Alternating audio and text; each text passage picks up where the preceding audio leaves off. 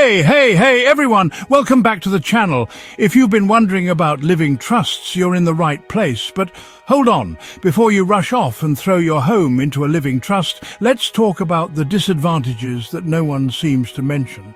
Yep, the ones that could cause you more trouble than you think. Don't worry, we'll break it down so you can make a smart decision for your home and your family. So make sure you hit that like button, subscribe and share this video with anyone you know who's thinking about creating a living trust. Trust me, they'll thank you later. Let's get into it. Now, before we dive into the disadvantages, let's quickly go over what a living trust actually is. In the simplest terms, a living trust is a legal document where you transfer ownership of your assets, like your home, into a trust while you're still alive. The purpose? To avoid probate, make estate planning easier, and have more control over your assets when you're gone. It's like giving your home a VIP backstage pass to the no probate party. No long delays, no court drama, just a smooth transition. Sounds great, right? Well, it can be, but there's a flip side to this shiny coin, and that's exactly what we're going to discuss today. All right, let's get into it. The first disadvantage of putting your home in a living trust: loss of certain tax benefits. Wait, what? Isn't a trust supposed to help with taxes? Well, kinda, but not in the way you might think.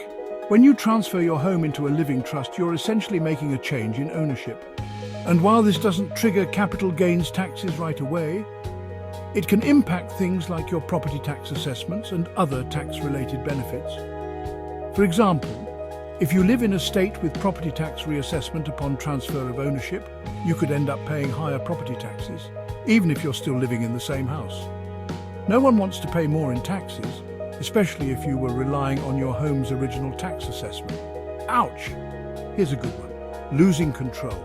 And no, I don't mean you lose control of the TV remote. But if you transfer your home to a living trust, technically the trustee, that's the person who manages your trust, becomes the legal owner. If you're not careful about choosing the right trustee, you could run into some issues down the line. For example, what happens if you become incapacitated and need someone to step in? Your trustee will have the power to manage the property, which is great. But what if you don't trust them to make the right decisions? Suddenly, your house might not feel like your house anymore. Imagine letting your best friend manage the trust, and then they decide to sell your house and buy a mansion in the middle of nowhere. You get my point? Choose your trustee wisely.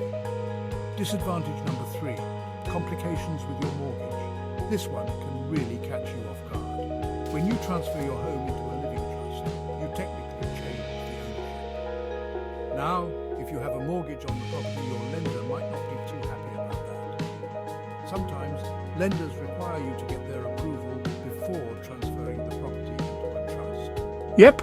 Even though you're still the one living there, paying the bills and keeping up with maintenance, if the property is in a trust, your lender could say, "Hey, we didn't agree to that."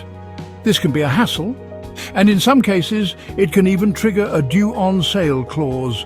That means the lender can demand the full balance of the mortgage be paid immediately. Talk about a nightmare.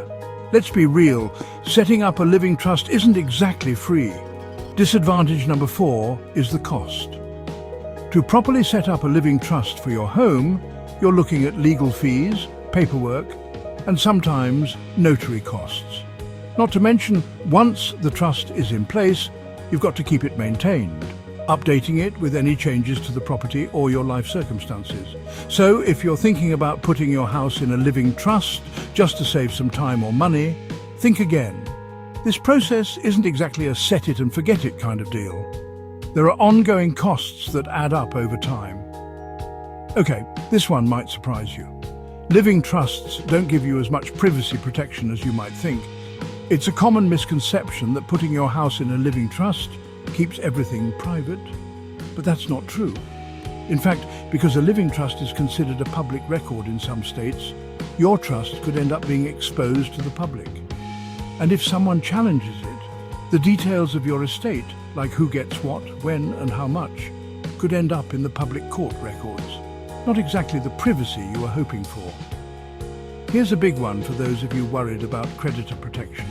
Unfortunately, putting your home into a living trust doesn't offer as much protection as you might think.